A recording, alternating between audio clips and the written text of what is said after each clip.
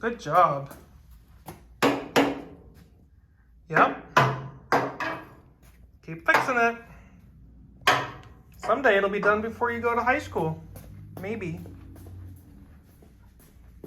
You gonna fix something else now? Are you gonna line the door gaps? Good job. Yep, keep working on it. Keep working till it's done. I'll be here watching. Welcome back to Steve's Project Car Garage. My name is Steve, and sitting behind me is my 1969 Triumph Spitfire tank. It's been a hot minute since I've talked to y'all last. In fact, it's been about 42 days. Maybe even 43. I don't know. Depends upon when I get this produced.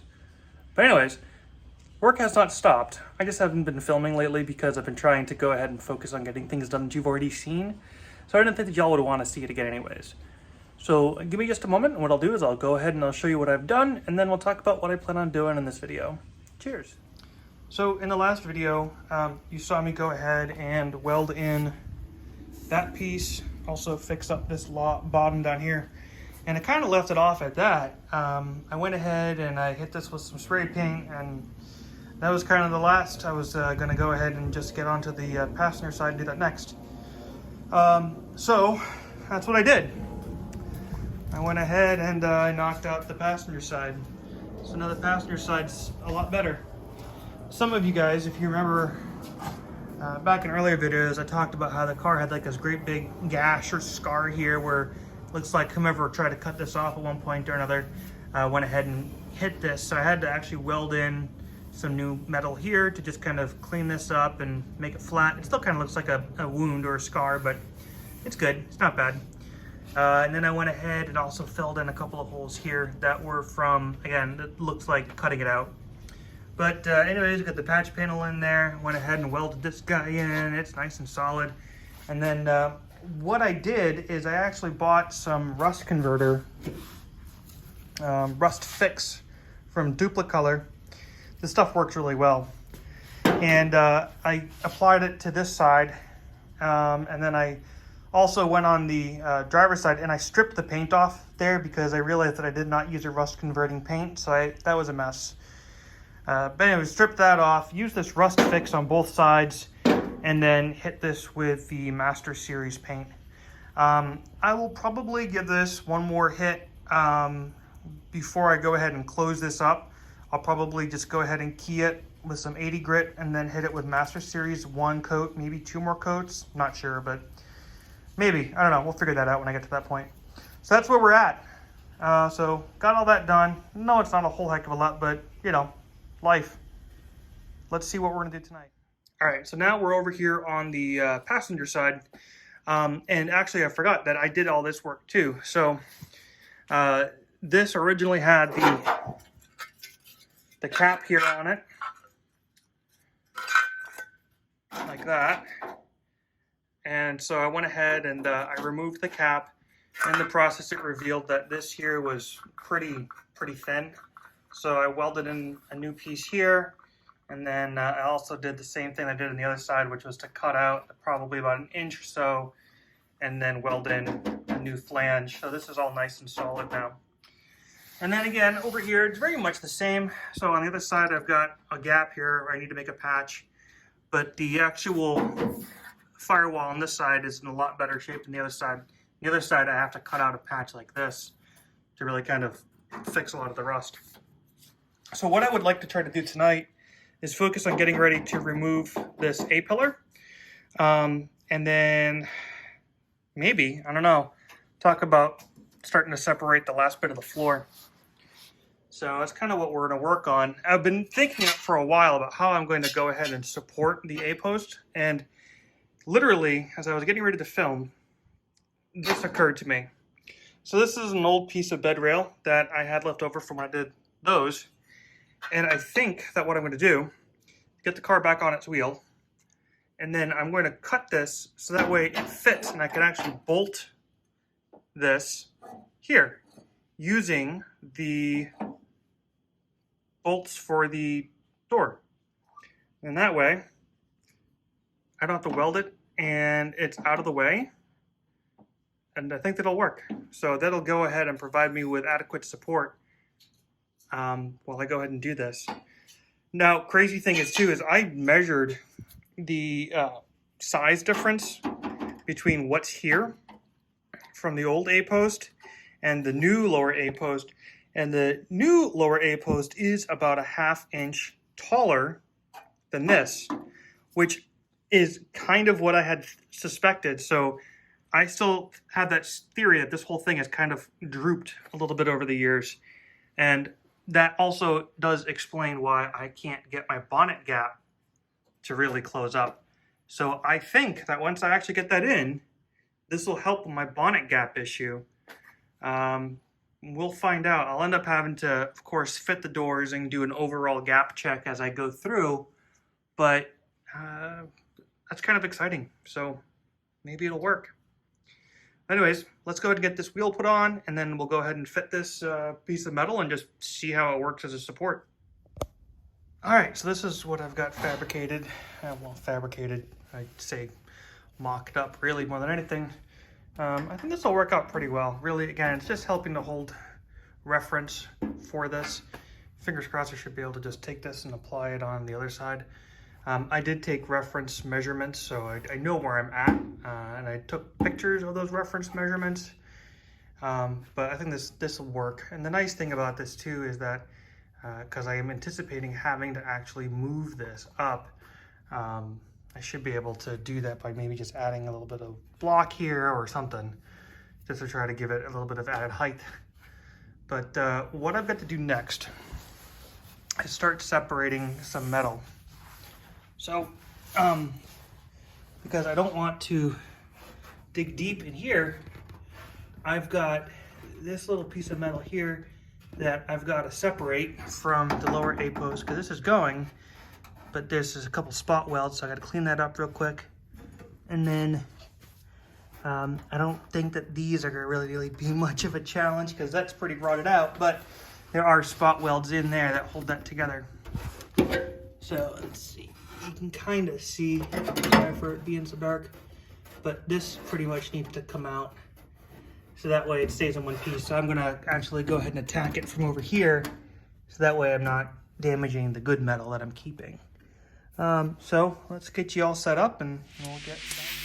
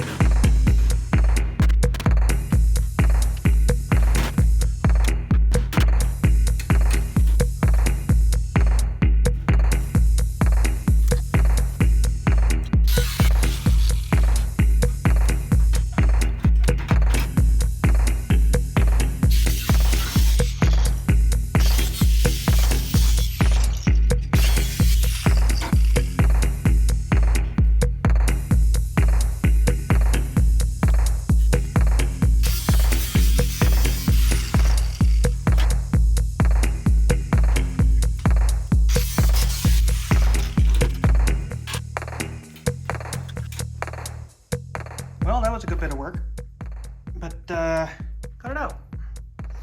So you can see I still have some work to do here, but, and as Elin says, look at all the tin worm holes. I tried hard to kind of like, you know, keep that area safe and not destroy it, but I think I'm gonna have to cut some of this out anyways to get rid of those tin worm holes, because that's pretty bad. So anyways, this is all pretty clean now that I got that metal in there, or out of there. I gotta chip this out or something. I gotta figure that out. I'll cut that out surgically. Got a little bit of work to do here to, I'll probably just cut this. And then once I have that cut, I think what my plan is to just use my chisel and slowly work my way along that seam and just try to split these two. Although I may come in here first. I don't know, man. There's a lot of weld in there. I don't know. It looked clean on the outside, but now that I kind of get in here closer, I see this big old booger or something. I'm guessing that's probably weld, but I don't know. We'll have to just take it slowly and kind of figure out as we go. All right, so I have decided that I'm going to cut this out. I've already gone ahead and removed the bolt. So this is all pretty loose. So what I'm going to do is get in here and I'm just going to cut this out. And then I'll have a lot better access to work on separating it. So let's do it.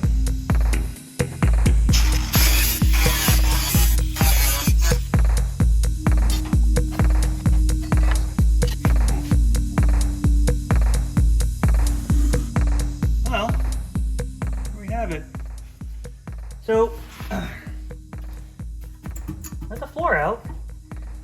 And this is all actually surprisingly quite stable. I'm very happy about that. I was concerned that it wouldn't be. So what do I do? What do I do? So my original plan was to go ahead and separate this at the seam. And actually it's on the outside. There's a pinch weld that goes along the back here.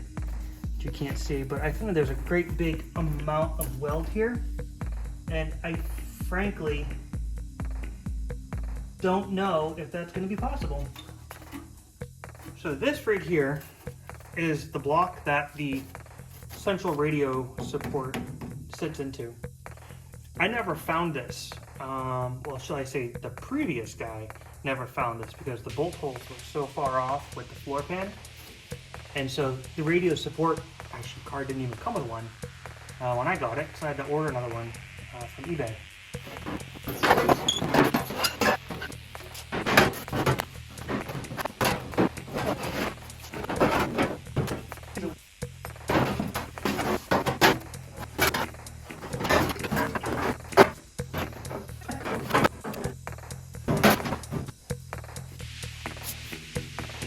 Floors done. All right, well, that was fun. This is where I'm gonna be stuck next though, trying to figure out how to approach this. So the top of the flange isn't bad. I mean, it's thin, it's very thin metal. I don't know if I wanna just cut right along here. I guess the big question is, do I cut in this groove? I guess I'm trying to show you the best as possible. Cut this groove, or do I use my grinder and I cut this groove down here and try to preserve this flange? My original idea is to, yes, preserve the flange. And I still kind of want to lean that direction. So I'm not sure what to do. What do you guys think I should do? All right, so I took some time to bust out my knotted wire wheel to find out what's going on here. And obviously this is not from factory, this is definitely from a previous repair, but essentially what we have is just thick gobs of weld. So I think that what I'll end up doing is cutting right along here, cut again right along here, and then clean it up as best as possible, and we'll put new floor in from there. I'll have to see what that flange is like once I get past all this. I should be able to at least then clean up the flange a little bit. Maybe just leave it as it is. I don't want to, but I don't know. This bead of weld here kind of changed my plans a bit. So let's get cutting. All right, so here's what I've discovered. You can see the different layers of the old floors here. You got 2 layers distinctly. Here you can almost see a 3rd layer, but then it kind of tapers down to nothing there. 2 layers there. So there's that big fat bead of weld that I was talking about. So I think that I'm doing the right thing. What I'll have to do is let this guy cool down because it is blazing hot. But what I'll probably end up having to do is come in and get a closer cut as I come along here. And then I'll probably just have to replicate this repair, which is okay. I mean, it's not exactly the way I want it to go, but I think that might be the only way to go. I was hoping that I'd be able to salvage this mount, but from the looks of it, I think that mount is cooked. I don't know. What do you guys think? I'm sure Fitzy could probably go ahead and forge a new one, but I'll probably just order a couple of replacements because I guarantee you that if this side's like that, the driver's side is like that. Also, when I come to do the framework, it looks like this outrigger is going to have to definitely be replaced because that's pretty banged up. But not to worry, that's a small job in comparison. So yeah, I'm going to go ahead and get cleaned up, and then we're going to wrap this up because it's getting close to 11. All right, well, thanks so much for tuning in tonight. It is night before Easter, and I'm going to be getting up bright and early to go ahead and smoke a pork butt, do some pulled pork sliders and things like that for our non-traditional Easter dinner. But again, I'm sorry it took me forever to get a new video out to y'all. It's been a bit. There's no question about that, but I've been working on this, and I've been working on other things too. So this is just kind of taking a little bit of a back seat for the last month or so, but I'm back on the horse, so we'll be getting back at it. I'm really happy with the progress that we got today. I think that I got some figuring out on what to do about that flange. Ideally, I would love to be able to remove all that old metal. I'm gonna try, we'll see, but no promises. Because if I can remove all that old metal, then for the most part, that new floor pan should really kind of fit like a glove, and there won't be a lot of finagling. Yeah, so if you haven't done so already, please make sure you go ahead and hit that subscribe button, click the bell to get those post notifications, and we will be seeing you in the next video pretty soon. Just remember, folks, please don't be that dreaded previous owner. Cheers.